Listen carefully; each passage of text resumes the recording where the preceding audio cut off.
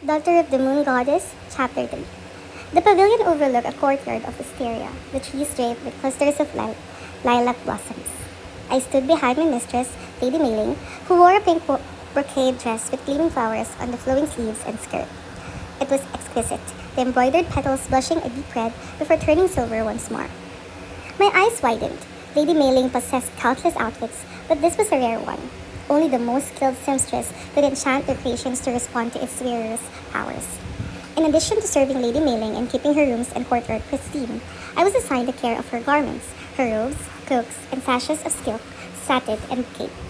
At first, it seemed a pleasant if somewhat tedious task, but I soon learned I bore the brunt of her considerable displeasure whenever anything was misplaced for the slightest scratch or speck of dust. To make matters worse, GIE selected our mistress's attire each day, adding to my workload with her never-ending stream of complaints and demands. Perhaps sensing my distraction, Lady Mailing's lips pursed as she glanced my way. "Tea," she said curtly. I hastened to refill her cup, the fragrant steam curling in the air. A strong gust of wind blew through the courtyard, showering petals across the glass. Lady Mailing smoothed down her fluttering sleeves, her brow puckering as though vexed the wind had dared to disrupt her morning. "Xingyan, fetch my cloak," she demanded. "The pitch silk with the gold hem. Make sure you get the right one." I bowed, fighting the urge to grind my teeth. Lady Mailing was young, but she possessed the imperious temperament of a thousand-year-old matriarch. Just a few months had passed since I came here, but the warmth of being among loved ones had already faded to the echo of a memory. As promised, I kept my identity a secret, yet it was never far from my thoughts. At night, I listened out for the deep and steady breathing of my roommates before letting my mind drift to the shining halls of my home. That's when the nightmares began, of my mother and Pina being captured by soldiers, of returning home to find it deserted and left in ruins. It was no wonder that I often awoke drenched in sweat, gasping through the cramp in my chest. The other attendants disliked me, thinking my situation beneath theirs. Their contempt only steeled my spine, although they made life hard for me in countless petty ways, ruminating the things in my care, mocking my every word, carrying untrue tales of me to our mistress. She sent me to kneel in the courtyard so many times, I felt I was one of the carved stone lions that guarded the entrance. I should not complain. This was better than imprisonment or being flogged with flaming whips. Yet more than the discomfort, it was the indignity which stung. Each time I sucked back my tears, swallowing them all until I could almost taste the difference between the bitter tang of humiliation and the salt of sorrow. I hurried to Lady Mailing's room and searched frantically for her cloak. Her patience was short and her temper as incendiary, sorry, I don't know how to pronounce that, as those firecrackers the mortals set off during festivals. Finally, I spotted it flung out onto a chair. Picking it up, my relief vanished at the sight of the dark blot seeping through the fabric, the ink still glistening. Without thinking, I dropped it back down before it stained my skin. "What's the matter?" GIE entered, a smile playing on her lips as she stared at the ruined garment. "If you don't look after a young Mrs. clothes properly, you only have yourself to blame." As her hand flicked out in a disdainful way, I sniffed to see one of her fingers darkly stained. "It was you," I said, flatly. It should have come as no surprise. Her cheeks reddened as she tossed her head. "Who would believe you anyway?"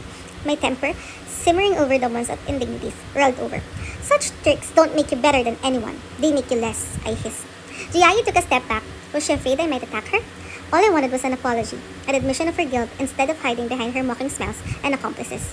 But I was denied even that, as Lady Mailing stormed into the room. "What's taking you so long? I'm almost frozen from the wind." As her gaze lay to the cloak on the floor, her mouth fell open. GIE recovered her composure first, her eyes wide and guileless, as she picked up the garment and shook it out to better display the mark. "Young mistress, Xingyin spilled ink on it. She told me not to tell you because she was afraid." I breathed deeply, fighting for calm. Lady Mailing would never side with me against her favorite attendant. Not without proof, which I had this time. GIE is mistaken. I did no such thing. It was stained before I got here. Young mistress is welcome to inspect us for stains. GIE paled as she buried her hands into the silken folds of the cloak. She need not have buttered as Lady Mailing's eyes pinched tight, like a cat who had been stroked the wrong way. She disliked me, perhaps influenced by the stories the others told her. "GIE is your senior in this household. Apologize to her at once, then clean this and make sure it's spotless." She snatched the offending garment and tossed it at me. It struck my cheek, slithering down to pull by my feet. I could not speak, my gut recoiling from the injustice. My arms remained wooden by my sides in defiance of her orders. A wild urge gripped me to hurl the garment back at her, to pour freshly ground ink over GIE's own robe, to storm out. But here the fantasy ended. Where could I go? As Lady Mailing's lips clapped into thin streaks, I dropped my head, forcing out an apology. Grabbing the cloak, I ran from the room, unsure how much longer I could contain myself. I wanted to be alone, far from the chatter of the other attendants. I was beginning to understand why my mother preferred solitude during the times that burdened her heart. With a bucket and a bar of soap, I made my way to the nearby river. Clusters of bamboo grew all around. Very good reading, my love. Lush emerald green as they stretched proudly toward the sky. I sat by the riverbank, scrubbing the cloak, my chest so tight I could barely breathe. How I missed my home! The vow I had made to rescue my mother crushed me with its sheer fertility. How could I ever help her, powerless as I was? My future stretched before me, lonely and bleak. A lifetime of servitude without hope of betterment. An unwanted tear welled up in the corner of my eye. I had learned to swallow them, inhaling sharply or blinking them away. As I was alone, I let it trail down my cheek. Why are you crying? A clear voice rang out, startling me. I spun around, only now noticing the young man sitting on a rock a short distance away, an elbow resting on his raised knee. How could I have missed his aura, which was in the air, strong and warm, as bright as a cloudless moon? His dark eyes gleamed from beneath sweeping brows, and there was a radiance to his skin like it had been blazed by the sun. His long black hair was gathered up into a tail, smoothing over his blue brocade robe, which was fastened around his waist with a silk belt. A yellow jade ornament swung from his sash, its tassel reaching to his knees as he jumped down and strode toward me. As I returned my gaze unreservedly, heat crept up my neck. It can't be that hard to clean some dirty clothes, he remarked, staring at the bundle in my hands. How would you know? It's a lot harder than it looks, I retorted. And I would never cry over this. It's just, I miss my family. The moment the words slipped out, I bit my tongue. It was the truth, but what had possessed me to speak of such things to a stranger? If you miss your family, just go back with them. Why would you leave? Especially for work such as this. He gestured as a sodden garment dismissively, the corners of his lips curving up. Very good reading, my love. Was he mocking me? I'd had my fill of such treatment today. His arrogance, the careless way he spoke, snapped my frayed nerves. What did he know of my troubles? Who was he to judge? I cast a pointed look at his finery. Not everything is that simple. Not everyone is as fortunate to do as they please. And I'll take no advice from someone who has never worked a day in his life. His smile vanished. Your attitude is rather insolent for an attendant. He sounded more curious than offended. Being an attendant doesn't mean I don't have my pride. The work I do is not a reflection of who I am. Turning my back to him, I scrubbed at the cloak with more vigor than before. I had wasted too much time already. Lady Mei would be furious if it took too long, which would mean another night of kneeling on the cold, hard ground. There was no reply, and I thought he had left, tired of teasing me. Yet I twisted around to find him still there. Looking for me? He laughed. As a heated denial rose in my throat, he added quickly, Are you from the Golden Lotus Mansion? How did you know? I rose to my feet, wondering if he was an acquaintance of Lady Mei. He leaned forward then, his outstretched hand raising the side of my head. I repelled and swatted him away, knocking out the brass lotus pin from my hair. Before I could move, he bent down and picked it up from the grass. Without a word, he wiped the pin against his sleeve, sliding it back into my hair. Dirt smeared his robe, which seemed not to bother him in the least. Thank you, I said, finding my voice. No, he could not be my mistress's friend. None of them would ever help an attendant. Your pin, he explained. Don't all the attendants from there wear the same one? I nodded as I sat down, plunging the cloak into the stream again, cursing inwardly at the stubborn ink. Instead of leaving as I expected, he settled down beside me, his legs dangling over the edge of the bank. Why are you so unhappy? It had been so long since I had someone to talk to, someone willing to listen. My caution, so carefully cultivated here, thawed in the spark of his warmth. Each morning when I awakened, I don't want to open my eyes. I began haltingly, unused to unburdening myself. Maybe you should sleep more if you're so tired. He grinned, but I scolded him, in no mood for humor. How silly I was to think he might have cared. I grabbed the cloak and bucket to leave as he scrambled to his feet. I'm sorry, he said stiffly, as though unaccustomed to apologizing. I shouldn't have made fun of you when you were trying to tell me something important. No, you shouldn't have. Yet there was no rancor in my voice. His apology had blunted my resentment. It was heartfelt and kind, both of which I had encountered little of since my leaving my home. If you're still willing to tell me, I would be honored to listen. He inclined his head with unexpected formality. I snorted. I would hardly describe this as an honor, but I appreciate your clumsy attempt at flattery. Clumsy? It was his turn to scowl. Did it work? He asked unrepentantly. I could not suppress my smile, unfortunately. As an awkward silence settled over us, I plucked a long blade of grass and wound it between my fingers. So why do you dread each date? He probed. I tied a knot in the grass and then another. It was easier to look at it than at him, because I have nothing to look forward to. I'm a failure, and no matter what I do, how hard I try, nothing will ever change. Have you ever felt this way? Helpless? At once, I chided myself for being a fool. Someone like him would never understand. Yes, he said simply. You do? It was not that I doubted him, but he seemed to be one of those golden creatures who possessed more than their fair share of blessings. I knew nothing of him except his appearance and fine garments, yet his assured manner heralded privilege louder than bloodlines or titles. He leaned back, resting his palms on the grass.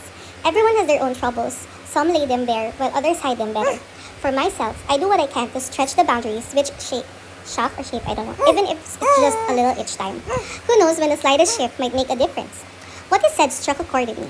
I had berated myself for being weak, but had that been an excuse for doing nothing?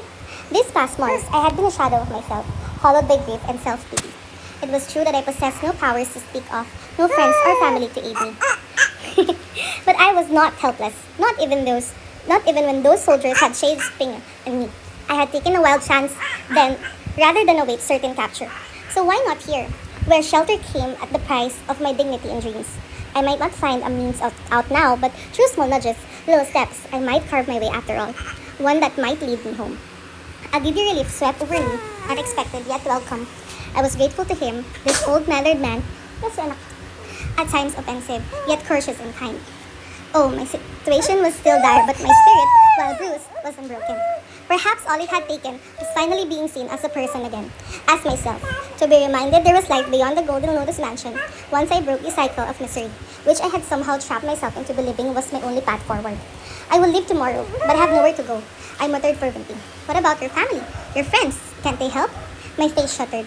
My mother and Pina were lost to me. I had no one. Have your parents passed? He asked tentatively. I shuddered at the thought, wishing I had not spoken of my mother. The mortals believed it courted bad luck to even speak such things aloud. Too many fears still shrouded my heart of too many things which could go wrong. His expression softened. I'm sorry, he said gently, taking my silence as an answer. Guilt lay heavy on my tongue. I did not want to lie to him, yet I could not tell him the truth. But worse still was claiming his sympathy, which I had no right to. I opened my mouth to correct him, to utter the words that would dispel his compassion and leave him as disinterested stranger once more. But the sound of footsteps cut me off. It was Lady Mei stalking toward me in a rustle of brocade. I leapt to my feet, fighting the familiar dread spreading through me. The air shifted with the heat of her aura, anger rolling off her in waves. I was well versed in the stages of her temper, and from the scarlet mottling her cheeks, she was truly furious. Xingyin, how long does it take to clean one small stain? I winced at the sharpness in her tone, even as something hardened along my spine. No apology sprang to my tongue, nor did I drop my gaze. My silence seemed to engage her further. How dare you sit here, idling about and chatting to strangers? She cast a scornful look at my new acquaintance, but then a strange and wonderful thing happened. Her face drained of color, a gasp sucked from her lips. Dropping to her knees, she cupped her hands together, holding them before her as she folded over in a formal bow to the young man who had risen to stand beside me. Lady Mei greets His Highness Crown Prince Liwei. Her voice turned as sweet as honey. If you had known you were honoring us with your presence, you would have prepared a proper welcome. I would have followed her to sink to my knees, too, but all I could manage was to stare at him in disbelief. Why didn't he tell me who he was? He had not lied either, I reminded myself. Gone was the gentle young man I had confided in his place was a lord secure in his might. He stood with his hands clasped behind his back, his expression aloof. If I had seen this side of him earlier, I might have fled. He nodded to her with cold formality. Lady Mei, what has this attendant done to earn such a harsh rebuke? A soft sigh slid from her as her shoulders drooped. How frail and lovely she appeared right now, like a rose stripped off its thorns. Your Highness, I've always treated those who serve me as though they were my own family. What you witnessed was just a slip in my temper, caused by this attendant's repeated offenses. Strangled sounds emerged from my throat, which I choked back down. Prince Liwei's expression was inscrutable. Did he believe her? And why did my spirit sink at the thought? How has she offended you? His tone was pleasant, yet he did not give Lady Mei permission to rise. She spoiled my favorite garment and tried to lie her way out of it. I did not lie. I cried out, all decorum forgotten. Prince Liwei's back stiffened a little. Did he regret being drawn into this trivial squabble? Such were my days at the Golden Lotus Mansion, an incessant stream of pettiness which wore away and gnawed at me. But no more, I decided. My encounter with the prince, inexplicable though it was, had reminded me that I did not need to make you walk the path set before me. I would seek and use all the advantages I could find, even that of his position now. Did you see her ruin your garment? He asked Lady Mei. She hesitated. No, I heard from his hand flew up, cutting her off. Lady Mei, you appear quick to cast blame without proper investigation. He took the cloak from me and looked at the blot, which all my efforts so far had failed to lessen. The air warmed as golden light streaked from his palm into the silk. The stain disappeared, the cloak drying as though it had never been wet. His magic was strong, as was it is with which it flowed from him. How I wished I could do that. The gale which had sprung up to snatch Pina to safety seemed a distant dream. If it had come from me, I had no idea how to do it again. When I closed my eyes, I still caught tantalizing glimpses of the lights within me, but they darted away the instant I reached out. My attempts were half-hearted at best. The sight of them stabbed me with fear and remorse. If only I had not drawn the Empress's attention, I would still be home. Maybe Pingus would have eventually taught me how to use my powers. I thought, literally, what use was magic when it was untrained? And there would be little hope of advancing my skills as long as I remained here. In the Golden Lotus Mansion, only the most favored servants were taught to channel their magic to perform rudimentary tasks to aid their chores. The guards were instructed in attack and defense enchantments, from raising shields of protection to casting bolts of fire or ice, while the rest of us were expected to labor as the mortals did. Admittedly, most of the other attendants possessed a weak life force, unlikely to ever become strong enough to ascend the hierarchy of immortals. Perhaps it was true for me as well, but deep down, I did not think so. It was my powers which had drawn the celestial kingdom's attention. It had been my bane, but perhaps I could turn it into an advantage if I found someone willing to train me. Prince Liwei passed the now pristine cloak to Lady Mei-ling. I trust there will be no need to berate anyone further. His tone hardened. Any senior attendant in your household, or even you yourself, could have fixed this without resorting to these measures. Such behavior from a position of privilege does not reflect well upon you. 2 red spots burned in Lady Mei-ling's cheeks. A petty part of me relished watching her get reprimanded, but what would happen when the prince left? As a new voice rang out, that of Lady Mei-ling's father, my anxiety increased threefold. Your Highness, he hurried to where we stood, likely alerted to the Crown Prince's presence by a vigilant attendant. Sinking to his knee, he performed a formal obeisance, touching his brow to the ground. If my daughter or the servant has offended you, I plead for forgiveness. I was disappointed to see how Lady Mei-ling treats those in her household, the prince said. Such behavior has no place in my court. When I return, I intend to sign the invitation to your house for the selection of my companion. I stifled the gasp. Lady Mei-ling had spoken of little but this ever since she was chosen as a candidate. The Crown Prince had arranged this competition to choose a study companion, one who would learn alongside him. Was this what he meant by stretching the constraints which chaffed him? Was he tired of his friends in the palace? It was said the prince wished to open the opportunity to the entire kingdom, who was overruled. Now each candidate had to be sponsored by a noble household, who then proceeded to put forth only their kin. Lady Mei-ling's father blanched. It would be a terrible humiliation to be struck off the list, and there would be endless gossip as to why his daughter had been found wanting. Please forgive her, your highness, he implored. My daughter would be a true flower to grace your court, should she be fortunate enough to join it. A bold idea formed in my mind, audacious even, but I might never have such a chance again, to no longer be at the mercy of a capricious mistress, to study with Prince Liwei, to learn to harness my powers. My mouth went dry at the thought. Perhaps then, I could help my mother. I sank to my knees, performing a clumsy bow. Your Highness, please don't withdraw Lady Mei-ling's invitation. But the words stuck in my throat like a firmly lodged fishbone. He waited, his patience copying my scattered nerves. My tongue darted over my lips as I gathered the courage to say, I wish to participate too. Lady Mei-ling and her father spun to me, their eyes bulging. To them, I was nothing undeserving of such an honor. I wanted to sink through the ground, unused to putting myself forward this way, but Prince Liwei's opinion was the only one that mattered. He blinked, seemingly taken aback for the first time since I met him. Why? He drew out the word. Lady Mei-ling's father had hoped to knit closer ties with the royal family. There was even talk of her winning the prince's affection. I cared little for all that. It crossed my mind to flatter him, but I decided from the heart to speak from the heart. It was what I had done before I knew he was. Your Highness, it'd be an honor to be in your company, but that is not why I want this. He tapped his chin, his lips twitching. You don't want to be in my company? No, Your Highness. I mean, yes, I want to be in your company, I stammered. But more than anything, I want to learn with you from the greatest masters of the kingdom. Silently, I cursed my fumbling words. He would refuse, I thought in despair, but it would have been worse not to have tried. He stilled as though weighing my answer. Finally, he said to Lady Mei-ling's father, I will allow your daughter to keep her place on one condition, that you sponsor this attendant's participation as well. Hope soared in me like a kite swept up by the wind. Your Highness, she is just an attendant, Lady Mei-ling's father protested. What we do is not a reflection of who we are. Prince Liwei echoed my earlier words, his gaze still beyond his years. Sponsor them both or none at all. Yes, Your Highness. Lady Mei-ling's father bowed as Prince Liwei walked away, disappearing into the bamboo forest. A tense silence followed his departure. I picked up my things, intending to make myself scarce when Lady Mei-ling's father waved me over. How do you know the Crown Prince? He demanded. I only met him today, I replied honestly. He squinted at me, stroking his beard. Why is he so interested in your well-being? He wondered aloud, observing nothing in my appearance that might have prompted the Crown Prince's defense. From the corner of my eye, I caught a glimpse of Lady Mei-ling's face, still red from fury and humiliation. Reluctant to salt her wound, I chose my words with care. He saw me crying and I think he felt sorry for me. It struck me then, this was probably the truth. He nodded, dismissing me with a flick of his hand. Pity for someone like me was something he could comprehend. I bowed and excused myself, my steps lighter than a gliding feather. I was no deluded fool.